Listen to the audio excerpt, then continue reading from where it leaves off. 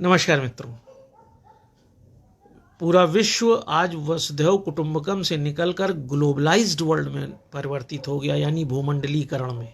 और उस भूमंडलीकरण का प्रभाव ये है कि हम अपनी मूल संस्कृति से इतर दूसरी संस्कृतियों के वाहक बनकर एक ऐसे परजीवी के रूप में तैयार हो गए हैं, जहां पर हमने आंग्ल संस्कृति को अपने जीवन का ध्येय समझ लिया है। भारतीय संस्कृति में जहां संतोषम परम सुखम का सिद्धांत था, जो मुट्ठी में है वही सर्वोच्च है, वहीं स्काई इज द लिमिट के सिद्धांत पर बनी आंग्ल संस्कृति में हमको लगता है कि पूरा आसमान हमारा क्षेत्र है, और उसके लिए जो आपाधापी मची हुई है, उस आपाधापी में मनुष्य सुबह से शाम तक बस दौड़ता रहता है। कुंठा, निराशा, अवसाद उसके एक बहुत ही बड़े मूलक बनकर आपके जीवन के सामने खड़े हो गए हैं। इसी को समझने के लिए अगर आप आंग्ल संस्कृति के ही एक शब्द लाइफ, मैं भारत में जीने वाले जीवन की बात नहीं कर रहा,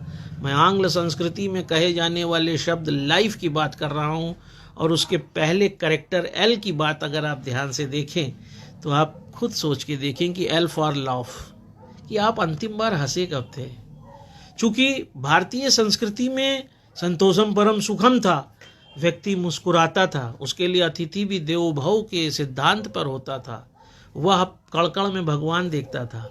लेकिन जब से हम जैविक प्राणी बनकर आंग्ल संस्कृति में 46 गुणसूत्र के मानव की तरह जी रहे हैं, आप सोच कर देखिएगा अंतिम बार आप मुस्कुराए कब थे और प्राकृतिक रूप से हंसे कब थे। कृत्रिम हंसी तो बहुत लोग हंस रहे हैं, लेकिन अंदर से आपको हंसी अब भूल चुके हैं। यही कारण है कि जो लाइफ का दूसरा कैरेक्टर आई है, इसका मतलब इंटरेस्ट होना चाहिए, मेरे अनुसार किसी भी काम में रुचि नहीं रह गई है। काम को आप निभा रहे हैं, अपने उद्देश्य की पूर्ति के लिए कर रहे हैं, बट उसमें रुचि नहीं ले रहे हैं, और रुचि ना होने के कारण आप उसमें डूब नहीं पाते हैं। यही कारण है कि जो तीसरा कैरेक्टर एफ फॉर फुलनेस है, आपके किसी काम में पूर्णता ही नहीं है। और यही पूर्णता ना होने के कारण आप देखते होंगे व्यक्ति कुंठा में है, निराशा में है, क्योंकि वह जो चाहता है वो पूरा मिल ही नहीं रहा है। वह दूसरों को देखकर सोचता है कि अभी उसके मुट्ठी में कुछ कम है, इस कारण से वह दुखी है, निराश है। और ऐसा इसलिए है क्योंकि एफ फॉर फुलनेस से वो बहुत दूर जा चुका है।